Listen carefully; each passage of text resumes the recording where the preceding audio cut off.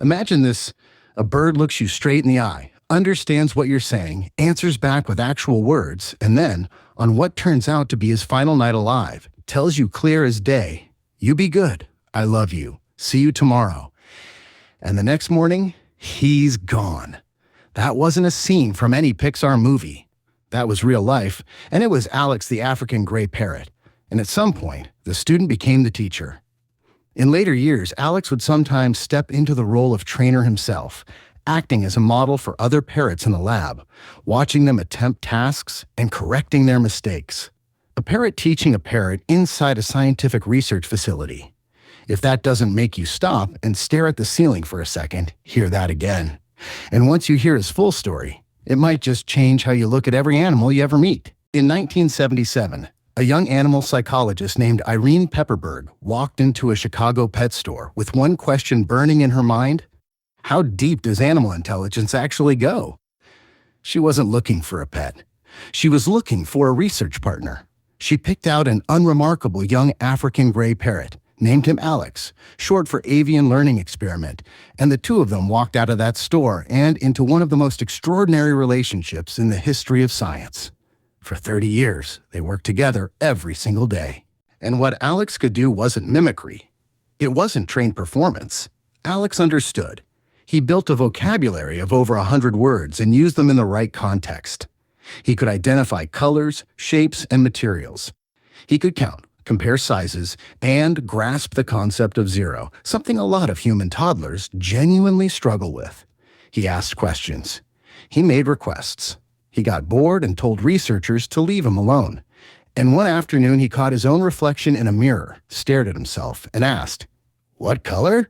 He was asking about himself. He learned the word gray that day. Scientists had spent decades insisting that abstract thought and real language were uniquely human.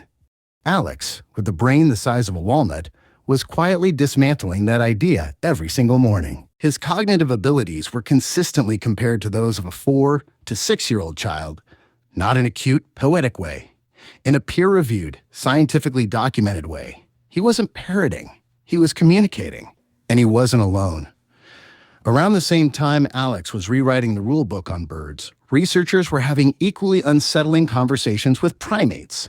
Coco was a gorilla born in 1971 who was taught a modified version of American Sign Language by a researcher named Francine Patterson. She eventually learned over 1,000 signs and understood around 2,000 spoken English words. But what made Coco genuinely remarkable wasn't the numbers. It was what she did with the language. She combined signs in ways nobody taught her, calling a ring a finger bracelet, inventing her own descriptions for things she didn't have a word for. She expressed grief. She referred to things that had already happened. She scored between 70 and 90 on certain IQ tests and showed clear signs of self-awareness. You could argue about whether that counts as language in the strict human sense, and many scientists did. But her emotional depth was difficult to dismiss. Then there was Kanzi, a bonobo who communicated through a keyboard of symbols called lexicograms. He understood thousands of English words, could follow complex instructions he'd never heard before, and at one point taught himself to make stone tools by watching humans do it.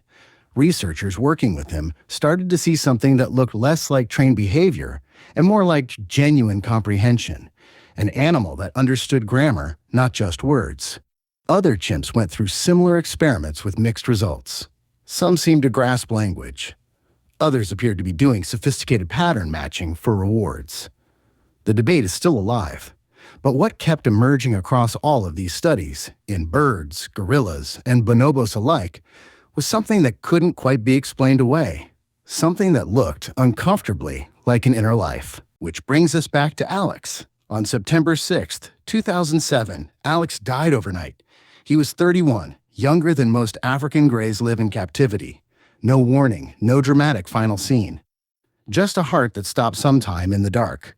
Likely arteriosclerosis that had been building quietly for years. But the night before, when Irene put him to bed like she had thousands of times, Alex said the thing he almost always said when she left: "You be good.